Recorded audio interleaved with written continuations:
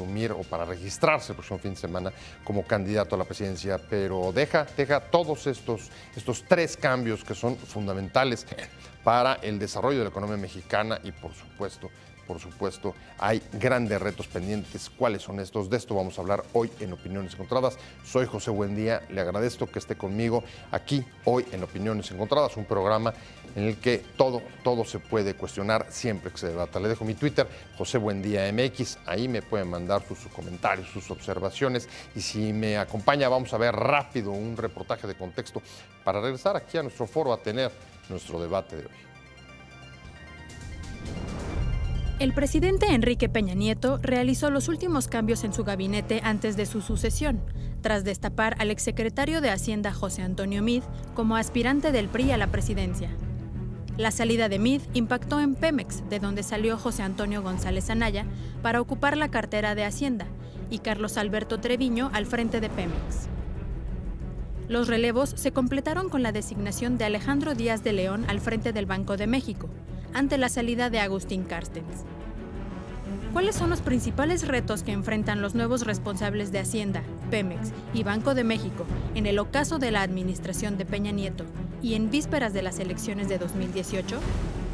El nuevo titular de Banco de México tendrá el reto de suplir el liderazgo de Carstens al frente de la institución y mejorar la política de comunicación del banco. Díaz de León había sido aprobado por el Senado como subgobernador del Banxico, por lo que su designación no pasará por la Cámara Alta. Por su parte, González Anaya deja a su sucesor una empresa con los peores niveles de producción de petróleo y un récord en tomas clandestinas de enero a septiembre de este año, cuando sumó 7.669. En 2016 fueron 6.873. En cambio, en su gestión hubo importantes avances en el saneamiento financiero. La llegada de Carlos Treviño a Pemex es vista como positiva, pues ya formaba parte de la empresa del Estado. Posiciones.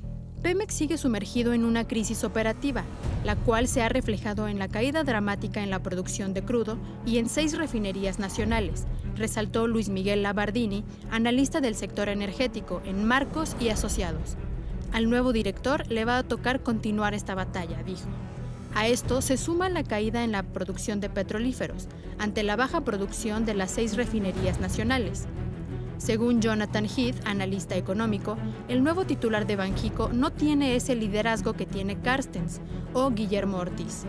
Es alguien con un carácter más introvertido, dijo. Además de dar respuesta a las críticas del Fondo Monetario Internacional sobre mejorar las minutas que emite el banco para comunicar el mensaje con mayor claridad y transparencia, el nuevo gobernador deberá mostrar un liderazgo que hasta ahora no ha exhibido. Adriana Berrocal, presidente del Instituto Mexicano de Ejecutivos de Finanzas, coincidió en este punto. Afirmó que Díaz de León tendrá que trabajar en mostrar más su liderazgo hacia fuera del banco. Juan Pablo Castañón, presidente del Consejo Coordinador Empresarial, expresó a través de Twitter que confía en la capacidad y preparación del nuevo gobernador para liderar la institución.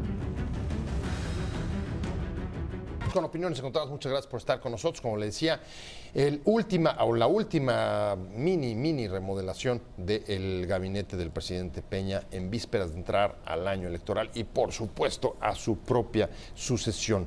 Pero se trata de carteras importantes, algunas que tienen que ver con cambios estructurales, como por ejemplo Pemex, y otras con la estabilidad económica del país, como por ejemplo Hacienda o el Banco de México. ¿Cuáles son los retos? ¿Qué van a poder hacer los que llegan para estar, salvo en el caso del Banco de México, posiblemente solamente unos cuantos meses? Gracias por estar con nosotros y me da mucho gusto que esté con nosotros el director del Economista, Luis Miguel González. Luis Miguel, como siempre. Es un placer. Un placer de verdad tenerte. Muchas gracias por aceptar. Y Demian Sánchez, coordinador de asesores de Margarita Zavala. Muchas gracias los dos por estar aquí.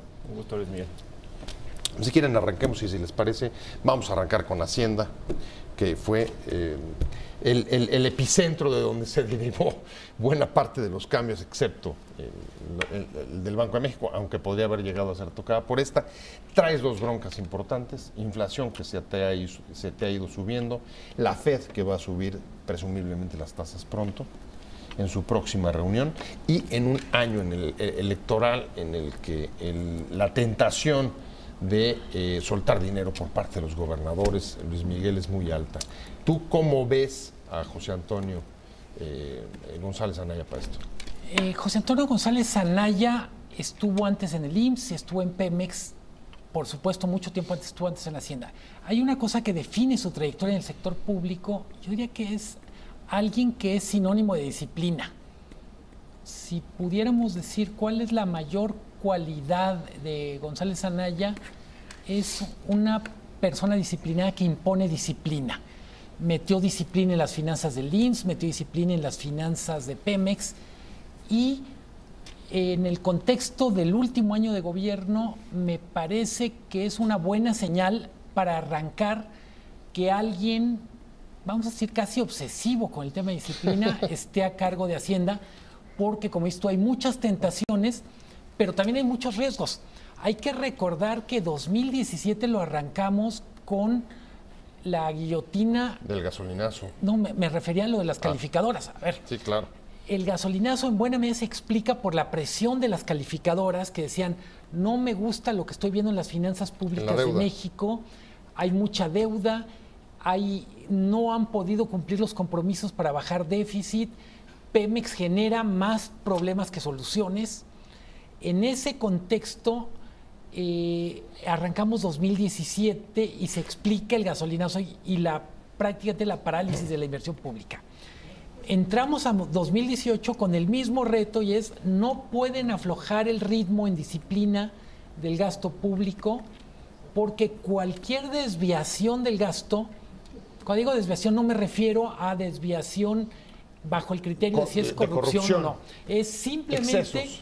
Si tú no cumples las metas explícitas que definiste, tienes un jugador externo que te va a sacar primero tarjeta amarilla y luego tarjeta roja, que son las calificadoras. A ver, dice Luis Miguel, disciplina es la característica, señal central de González Anaya, pero al mismo tiempo es uno de los hombres más cercanos, incluso en términos de amistad, con el candidato, o el virtual candidato del PRI, que se registra el fin de semana, José Antonio Meade, y ahí me imagino que la tentación electoral, sobre todo en el manejo de los recursos públicos hacia los gobernadores, es alta. ¿A ustedes les preocuparía eso o no les preocupa en absoluto? De acuerdo, por supuesto que forman un equipo político los dos. El que fue secretario de Hacienda en un momento y subsecretario, y después se fue al IMSS y hubo reacomodos, pero siempre hubo mucha cercanía.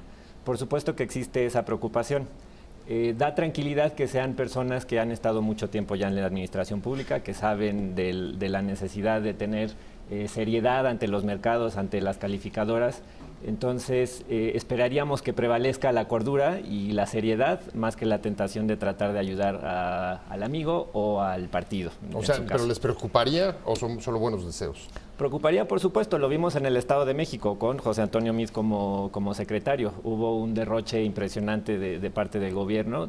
Yo creo que nadie puede negar que el gobierno fue más allá de lo que podía hacer para tratar de ganar esa elección, y seguramente pasará lo mismo el próximo año. ¿Compartirías tú esa preocupación, habida cuenta de que también buena parte de las deudas de los estados fueron aprobadas por la Secretaría de Hacienda?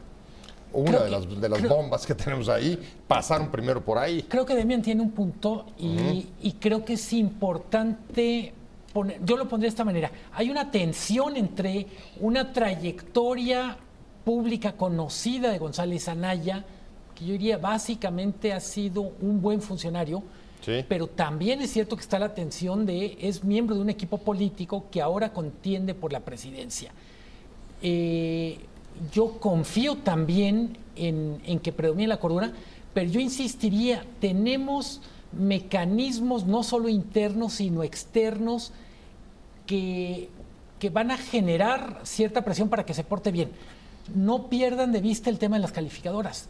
Si hubiera un desorden, mencionaba Demian el tema del Estado de México, vamos a decir que si se reprodujera a escala nacional el Estado de México, seguramente tendríamos señales de alerta de parte de las calificadoras. Si por un momento nos imagináramos en el peor escenario se queda callado el Congreso, la auditoría, etcétera, hay jugadores externos que van a levantar la voz por una sencilla razón. México ha colocado mucha deuda en los mercados en los últimos años, y quien tiene papeles de esa deuda quiere que se le pague al valor pleno. ellos estarían en algún sentido representados por las calificadoras. ¿Los ves? ¿Ves a las calificadoras Por supuesto. atentas y vigilando? Porque, a ver, dicho sea de paso, lo que logró el secretario de Hacienda el año pasado respecto a las calificadoras fue importante. Casi nadie hubiera creído que iban, incluso no solamente a mantener, sino en unos casos incluso mejorar la perspectiva. Mejorar la perspectiva de la deuda mexicana, a pesar del endeudamiento tan fuerte que ha habido durante este sexenio. Sí, dos cosas. ¿Cómo lo Uno, ves por tú? supuesto que van a estar revisando y van a estar levantando la bandera si ven algo. Y de hecho no solo las calificadoras, afortunadamente ya no vivimos en los 70s y hay una sociedad civil, están los medios, estamos los que estamos interesados de que haya una contienda pareja, todos vamos a estar revisando y creo que eso ayudará. Sin embargo, yo creo que aún si levantamos la voz, como fue en el caso del Estado de México o como fue con el antiguo secretario Videgaray, que las calificadoras varias veces dijeron la deuda está creciendo de forma muy rápido, cuidado. Anunciaban recortes que a la mera hora no se materializaban, entonces no estoy convencido que eso vaya a ser suficiente en el calor de la contienda. En un plazo muy corto, la contienda dura 3 meses. Entonces, en lo que se da el problema, lo analizamos, lo estudiamos, levantamos la bandera y alguien dice algo, ya se nos fue la elección. Entonces, estoy confiado de que habremos muchos que estaremos vigilantes. No sé si vaya a ser suficiente para asegurar que se porten bien. ¿Cómo lo ves? ¿Suficiente con lo de afuera? No, estoy ¿O con lo el- de dentro? ¿O no hay seguridad total? Porque también hemos visto que la rendición de cuentas no ha sido la nota más destacada de este gobierno, No, Luis Miguel. y no puede haber seguridad total. Entre más cerrada la contienda, más incentivos para tomar riesgos no va a haber. Y estamos prácticamente dando por hecho que va a ser una contienda cerrada. Ajá. Quiero traer a colación este tema del manejo de las cifras. Cuando se dice de Dilma Rousseff en Brasil, hombre, es que no hizo nada. Exactamente la acusación que la llevó, obviamente las leyes de Brasil son diferentes, Al impeachment. pero fue Ajá. la manipulación de cifras gubernamentales en un año electoral. O sea, de ese tamaño es de grave en el mundo. Es decir, no me parece, y en ese sentido respaldo plenamente lo que dice Demián, no solo es que se gaste bien, que se rinda bien las cuentas, que nos informen y que los tiempos de respuesta correspondan al sentido del momento. Evidentemente, no nos serviría saber lo que pasó entre enero y junio, vamos a decir en noviembre, enero, febrero del 2019. No, ya arena pasada. Sin embargo, el peligro tú lo sigues viendo ahí latente. De acuerdo, y lo importante es la rendición de cuentas precisamente. Creo que en estos otros países, en Brasil, en países centroamericanos, en Corea, hemos visto cómo presidentes caen por falta de rendición de cuentas y la presión. Aquí hemos tenido muchos escándalos que en otros países hubieran causado la caída de políticos presidentes incluso, entonces me preocupa eso. Y si yo fuera a remarcar un reto que tienen estos nuevos funcionarios, porque yo sé que técnicamente son muy buenos y lo van a hacer muy bien, si quieren realmente sobresalir, que construyan buenos mecanismos de rendición de cuentas y que haya transparencia y que haya certeza de que están haciendo las cosas limpiamente. Sería además, me imagino, no es como lo haces tú, pero sería bastante negativo que una candidatura que trata, digamos, de revertir esa imagen de falta de rendición de cuentas, digamos, no pertenecer al PRI y en ese sentido estar desligado de los escándalos de corrupción. Hoy mismo creo que decía el propio MIT, no tengo cadáveres, que pudiera pasar por una elección tan competida que incluso tuviera que salir con cadáveres de ella, sería terrible. Sí, el tema de, yo diría, es rendición de cuentas, es calidad de la información. Y menciono esto, calidad de la información, porque eso ya nos involucra a gente como tú o a instituciones como este canal, como el periódico que dirijo. Es decir, el tema de tener información de calidad es de todos. Es un asunto de la información que se entrega, de la forma que se interpreta. Yo diría que un tema que a mí me preocupa, y lo digo con autocrítica, el nivel de discusión sobre la información económica es relativamente pobre en México. Es decir, hemos pasado por reformas estructurales, somos una economía globalizada, una economía abierta, pero en última instancia la gente no termina de entender, en buena medida porque no terminamos de explicarlo bien, cuándo una decisión de política pública tiene sentido y cuándo no. Pongo el caso del gasolinazo. A ver, hablando de los retos de los nuevos titulares de Hacienda de Pemex, de la designación del nuevo gobernador del Banco de México en este último año en el que se cierra la administración y, por supuesto, el año de las elecciones. Estamos hablando con Luis Miguel González, director del Economista. Demian Sánchez, me quedé contigo. Y el otro factor en la ecuación es el Banco de México. Ya vimos Hacienda, Banco de México, están diciendo, los señalamientos son básicamente que yo he visto respecto al nuevo gobernador, el gran reto es que cubra, digamos, la figura o los zapatos que deja Carstens, un hombre de amplio reconocimiento, y ahí sí, calificadoras y organismos financieros internacionales, siempre generando o ofreciéndole una gran confianza. Y el otro, la mala comunicación del banco, en un año en el que, en efecto, algunos de los temores que has apuntado o de los riesgos, pues están ahí. ¿Qué opinas del banco? De acuerdo. La designación me parece de cierta forma positiva, sobre todo los mercados la han recibido bien. Salió un editorial en el Wall Street Journal diciendo que estaban contentos, que era una buena señal para los mercados. Entonces, de inicio, llenar esos zapatos creo que pinta bien. Ya en los hechos es cuando veremos la realidad. Va a haber mucha presión, por un lado, de contener la inflación, probablemente subir tasas próximamente, a principios del próximo año.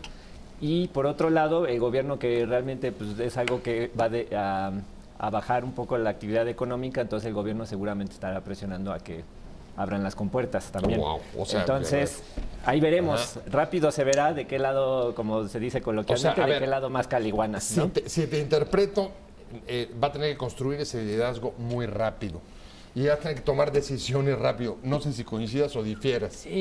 Con matices coincido. Creo que una cosa que vale la pena decir, al Banco de México en este proceso de sucesión se le trató como una oficina de gobierno y es una institución del Estado mexicano. No es, a diferencia, o sea, cuando decimos, lo presentas como si fuera parte de cambio de gabinete, y el Banco de México no es gabinete del presidente en el sentido que es el gabinete, una institución autónoma que ha dado estabilidad los últimos 30 años. Que de alguna manera funciona con una lógica que no es sexenal o debería de funcionar. Con Agustín Carstens planteado este tema, él decía, a ver, el Banco Central ha dado señales que puede funcionar con autonomía en 4 procesos electorales. Es autónomo prácticamente, estrena esto, autonomía plena con Zedillo. Entonces le toca la elección de Fox, le toca la elección de Calderón y le toca la elección de Peña. Son 3, perdón. Evidentemente tenemos, yo diría, 2 retos. El primero, más urgente, es bajar la inflación. Es raro hasta qué punto nos acostumbramos a una inflación baja en México, que 6% nos parece un escándalo. Pero lo cierto es que todo es relativo. 6% es mucho en un contexto en donde los sueldos, salvo el mínimo, no están subiendo a ese nivel. Muy deprimidos. Entonces, castigados. Necesitamos que la inflación baje a los niveles de 2-3% que estuvo apenas hace 12 meses. Creo y coincido, el Banco de México se va a poner a prueba, pero a diferencia del gobierno, digamos, como administración pública, yo diría el Banco de México ya ha dado pruebas de institucionalidad. Es probablemente la de institucionalidad sí, pero el hombre importa. El hombre también tiene una importancia dentro de una institución. Y ahí los señalamientos que hay respecto al nuevo gobernador es mucho más introvertido de lo que han sido los liderazgos de Ortiz o, por ejemplo, de Carstens. Se parece mucho a Mancera. ¿Sí? No me refiero a Miguel Ángel Mancera, jefe de gobierno. Sí, al antiguo presidente gobernador del Banco de México. Se parece en 2 sentidos. Es alguien que prácticamente toda su carrera importante la hizo en el Banco de México.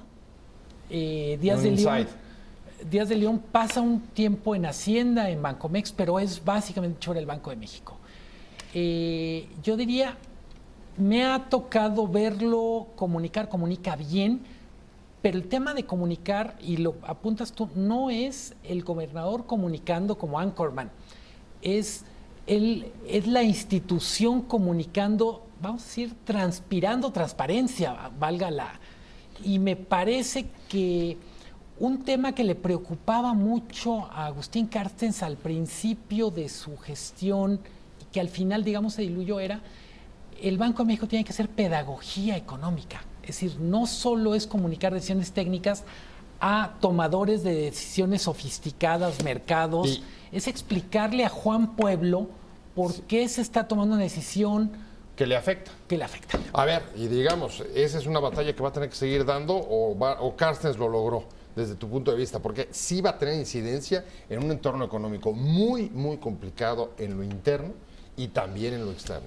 Yo creo que no lo logró, pero yo regresaría que su reto es el primero que comentaba Luis Miguel, es de educar a los funcionarios, y no solo en las partes técnicas, sino también en resistir estas presiones. Seguramente llegarán estas presiones de hay que a lo mejor reintegrar más del remanente, hay que bajar tasas, alguna cosa hay que promover. Aguanta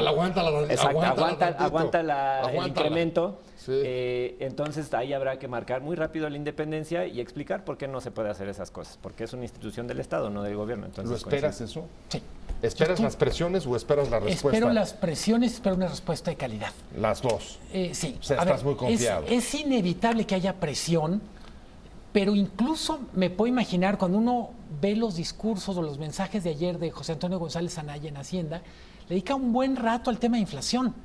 Es decir, ¿por qué Hacienda va a ser una especie de cliente muy demandante del Banco de México en temas de inflación? Lo quiero poner en positivo, es porque con inflación tan alta, las tasas de interés están al 7%, lo que significa que cada vez que el gobierno coloca deuda, CETES o algún instrumento, está pagando el doble en tasas de interés de lo que pagaba hace 18 meses. Y actividad económica, ¿no? Que por cierto, esa es otra de las cosas con las que van a tener que lidiar en las elecciones, tanto los políticos como las instituciones económicas, baja en perspectiva de crecimiento, por lo menos menor ya revisada por el FMI, incluso hasta donde entiendo al propio Banco de México. De acuerdo, la OCDE misma salió ayer a decir sus proyecciones un poco a la baja y haciendo énfasis en el tema de la corrupción, diciendo este gobierno tiene que hacer más para combatir la corrupción. Entonces, hay cosas que obviamente no le tocan al Banco de México, pero sí hay esta perspectiva de pues que se ha dado realmente todo el sexenio,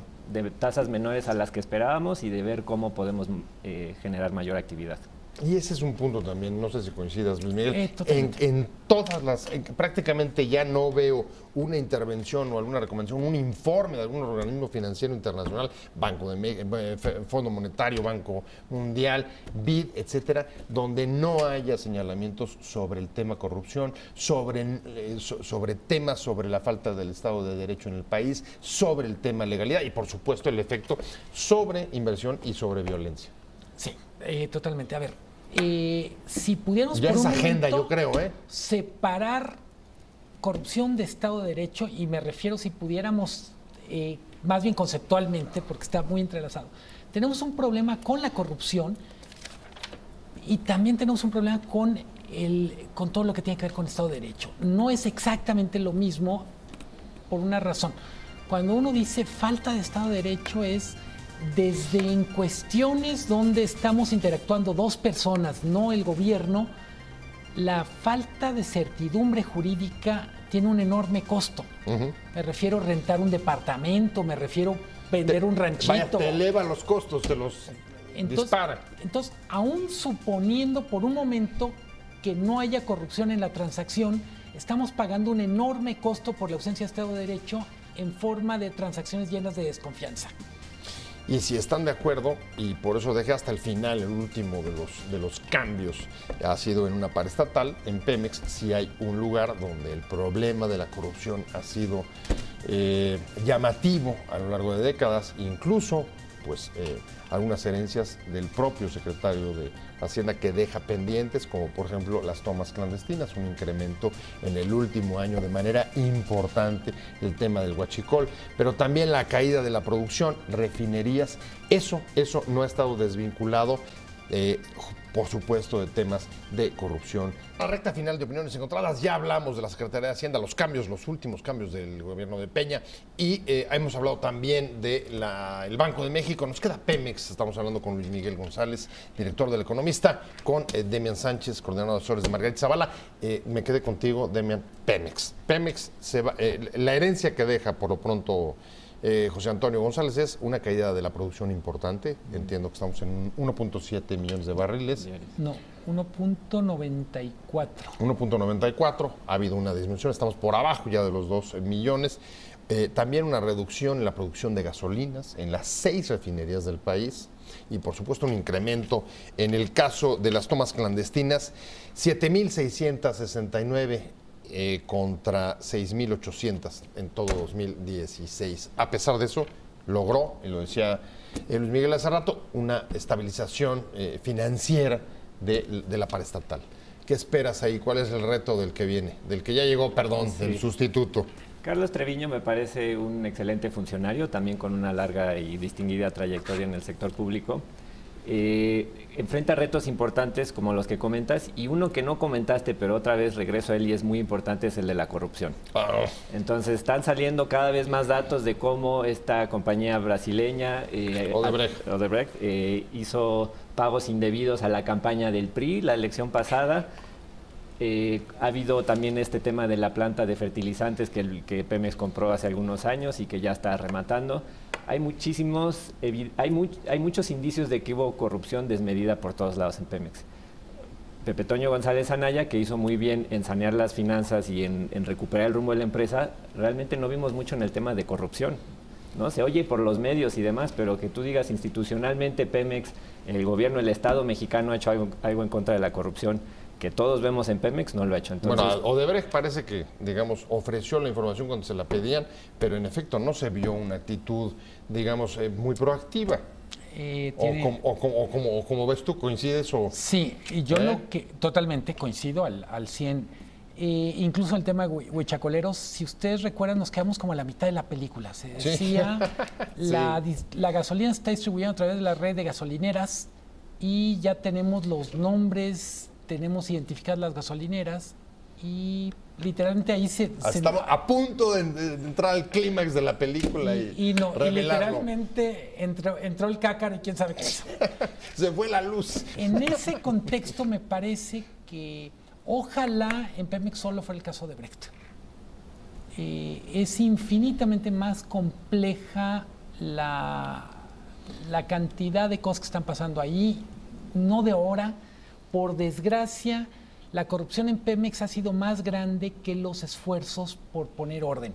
¿Pero viste demasiados esfuerzos en la administración anterior de González Anaya? Yo diría que no, y coincido. Me parece que mi impresión es, empezó con ganas de ajustar cuentas con Lozoya y hubo un momento en el que no volvió a tocar el tema. Creo que incluso en el contexto, hablando de una película que quedó a medias, el caso de Emilio Lozoya, él tiene derecho, en caso de que sea inocente, a que se aclare que él no fue. Sí, claro. Como está, es una situación terrible para todos. Los que dudamos, nos quedamos con la duda. Y aquellos que quieren que su nombre quede reivindicado, simplemente no tienen los elementos. Pemex es un caso muy peculiar porque es corrupción, pero es ineficiencia. Y otra vez, no es exactamente lo mismo. Y en teoría la reforma energética iba a generar condiciones para que Pemex fuera más eficiente, pero tiene un enorme defecto la reforma energética, que no tiene una reforma de Pemex incluida. La reforma trabaja el entorno, pero no trabaja el corazón de la industria petrolera mexicana. Dirían, una mala carta para esa Hacienda, el no haber hecho, digamos, los esfuerzos necesarios para entrarle al tema de corrupción en Pemex. Mira, técnicamente todos estos nombres que hemos comentado, todos los que entraron, los que salieron, todos técnicamente son buenos. El problema, yo creo, y diciéndolo muy claro, el problema yo creo es el jefe, ¿no? Y el régimen en el donde estamos. Entonces, quizá sí hubo un caso de corrupción muy grande con el director anterior de Pemex, pero probablemente pues, nos quedamos a medias porque hubo un esfuerzo por tratar de taparlo, y si no, pues que salgan y lo resuelvan. Entonces, yo creo que el problema no es tanto que lo vayan a hacer mal, que haya sido una mala carta para Hacienda y todo. El problema es que hay una cultura aquí impregnada en el ADN de este partido que está en el poder, de corrupción y de esconderse y de cuidar al prójimo y de, ¿no? Yo te echo la mano y tú me echas la mano, entonces o sea, está lo que complicado. digas es ser técnicamente intachable no te hace o te exime de estar o poder ser susceptible de entrarle a complicidades. ¿Tú Porque coincides? puede ser honesto, pero puede ser cómplice y eso también es muy importante. Yo diría, en el caso de González Anaya, así como, decía yo, lo define la disciplina, digamos que no ha tenido un papel protagónico en el combate a la corrupción en ningún lugar donde ha estado. Es decir, es una asignatura pendiente. Yo diría... O sea, a lo mejor no le gustan los campos minados, dice yo, esas cosas... digamos, uno piensa, en el IMSS lo resolvió sin destapar ningún caso de corrupción notable, básicamente se puso a trabajar. En Pemex creo que trató de hacer lo mismo. Para mí, en el caso de Hacienda, tú preguntabas, lo mancha, si se puede decir, para llegar. Yo diría que no tanto como mancharlo o no tanto, no lo descalifica, pero en última instancia es una asignatura pendiente. Me parece que el combate a la corrupción en algunos temas debería de tener como uno de los principales polos Hacienda. Hacienda tiene el control de los flujos financieros. Exactamente, por eso lo preguntaba, justo. Porque si hay un lugar donde pueden hincar el diente del tema de la corrupción, es ahí. No se vale decir, pues yo hice mi trabajo y estaban pasando cosas y yo no hice nada. El dinero está pasando por ahí y efectivamente a nadie nos gusta enfrentar un campo minado. Pues sería iluso decir que a mí sí me gusta o a quién. Pero el problema es que el gobierno está ahí para eso y los mexicanos queremos un gobierno valiente que enfrente los problemas y que no se haga de la vista gorda cuando hay corrupción. Ahora sí que valiente para echarse gasolinazos, como decíamos en el intermedio, pero también para sancionar las desviaciones. De acuerdo. Entonces, para mí no se vale el escudo técnico o el escudo de yo soy honesto, tienes que garantizarle la honestidad en tu círculo. Muy bien, se nos fue el tiempo, se nos fue rapidísimo, pero te vamos a volver a invitar, Luis Miguel. Es un gusto. ¿Cómo ves? Último comentario, no sé cómo quieras cerrar. ¿Qué sabor te dejaría, digamos, en términos globales? En términos globales, pues, mini remodelación. No, en el caso del gabinete económico es remodelación completa. Es decir, en la fotografía completa del gabinete no. Claro, exacto. Yo diría son personas muy calificadas, muy competentes, pero van a tener que ratificar todo lo bueno que han construido en términos de currículum en un año muy complicado, que tiene retos técnicos, retos éticos, políticos, y en buena medida, yo diría, salvo el caso de Díaz de León, que llega seguirá hasta el 2021, yo diría, tanto Carlos Treviño en Pemex como González Anaya en Hacienda están en una posición donde probablemente nos vayan a demostrar de qué están hechos, como nunca les había tocado. Y además con la posibilidad de, si por ejemplo fuera Mide el candidato y ganara, pues de ser transeccionales o en unos meses irse a la oposición. Coincido plenamente. ¿Cómo ves? ¿Qué implica ese dilema para ellos? Yo lo que les pediría es que tengan altura de miras, que hagan lo correcto, que hagan lo que se siente bien en su conciencia y que no caigan en esta tentación de, bueno, pues es a lo mejor por una causa mejor, entonces me hago de la vista gorda o hago algo que no se debe. El apoyo patriótico que decíamos, ¿no? Yo les pido eso, ¿no? Los mexicanos estamos a su merced un último año. ¿Qué les dirías? No hagas patria, haz tu chamba. Y hazlo bien, y hazlo de forma ética y honesta, es lo que yo pediría. Una sola cosa rapidísima. Sí, no claro. Es el último año del sexenio, lo quiero poner de esta manera. Hay cosas que implican, vamos a poner las bases para lo que venga. Y en ese sentido son 365 días, que es muchísimo para mejorar combate a la corrupción, para mejorar eficiencia, para mejorar comunicación. A ver, eso sería muy interesante, porque, digamos, eso rompería un poco la tradición de los periodos sexenales en los que el último año ya es desde el de Hidalgo hasta ver cómo te vas a colocar para la siguiente. Sí, y es que ya no hay nada que hacer casi, ¿verdad? El problema es que tiene un costo alto. Perder todo un año, y en este caso, después de tener reformas que se exige que den resultados. Un año con los niveles de competencia que enfrenta Pemex es una barbaridad de tiempo. O sea, Pemex no puede perder un año en un contexto donde todos los grandes jugadores están apostando por meter un pie en el mercado de Pemex. O sea, no se puede dar ese lujo. No, en ese contexto y en el contexto de la reforma que no ha sido implementada en su totalidad. Entonces no podemos perder este tiempo tan valioso. Por algo no se concretan las tasas más altas de crecimiento en el país, porque nos las vivimos que en la grilla política y en los cambios y demás, y nunca avanzamos. En la elección permanente. Y a ver, estamos hablando de Pemex, pero hay también, estamos hablando de la reforma energética, hay otras que yo les preguntaría si pueden aguantar un año de vacaciones. Estoy pensando en la educativa. Sí. O sea, todo un año lo dejamos y lo recuperamos. Sistema de justicia. ¿Eh? Sistema de justicia. Sistema de justicia. Estamos hablando de Estado de Derecho. Podemos dejar, digamos, un poco al garete o con soluciones políticas. Y las tristemente, fiscalías. en todas estas reformas, el gobierno parece ya haber dicho, aguantemos, vamos hasta donde llegamos y vamos a enfocarnos en la elección. Entonces, no podemos darnos ese lujo, tenemos que seguir avanzando. Pero a ver, ¿coincidirías? Porque ahí sí sería un mensaje bastante, digamos, contradictorio. El gobierno lanzándote un mensaje de nos vemos en el 19, ya no vamos a hacer nada más sobre porque eso. son cosas difíciles. En el tema de la reforma educativa, pues es estar evaluando al magisterio y entonces ya suavizaron esas condiciones. Sí. En mi opinión son cosas políticas todos.